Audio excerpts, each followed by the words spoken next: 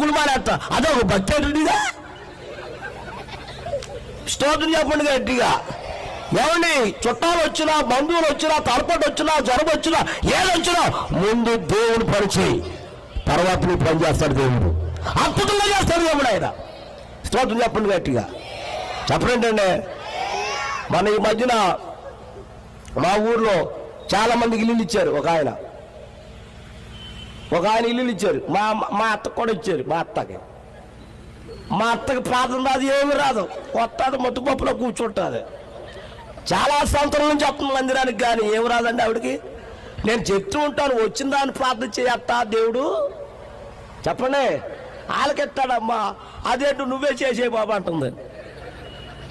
నా మీద ఎట్టేస్తుంది అన్నీ.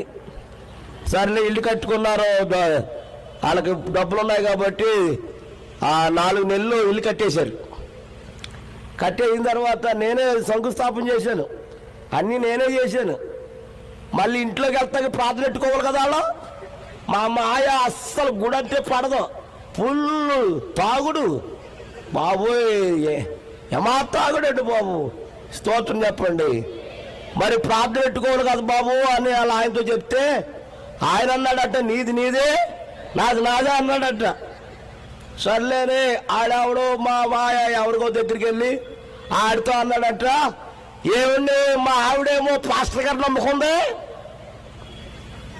పాస్టర్ గారు నమ్ముకుందా? ఏం చెప్పాలండి ఆయన? ఏమండి మా ఆవిడేమో దేవుడు నమ్ముకుందని చెప్పాలా?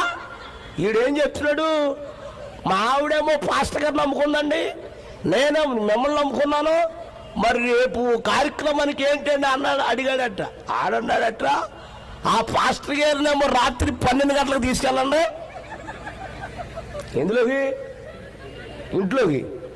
ఆయన ఎప్పుడు వస్తాడని అడిగాడట. నేను పొద్దున్నే వస్తాను, నేను చేయవలసినన్ని చేసేసి వెళ్ళిపోతాను.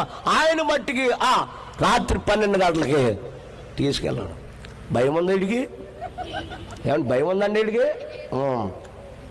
సాయంత్రం 7 గంటలకు మా అత్తమ్మ వచ్చింది, బాబా ఈ రాత్రి 12 గంటలకు రావాలి అంది. దేనికమ్మా అన్నాను, రిబ్బన్ కట్ చేయాలంది. రాత్రి 12 గంటలకు ఏంటమ్మా అన్నాను. ఆవిడంటుంది, మీ మాయ సంగతి నీకు తెలుసు కదా బాబా, రాత్రి 12 గంటలకు ఏం తిరుగుతాయి చెప్పడంటే. అది చూశారు దెయ్యాలు మీరు?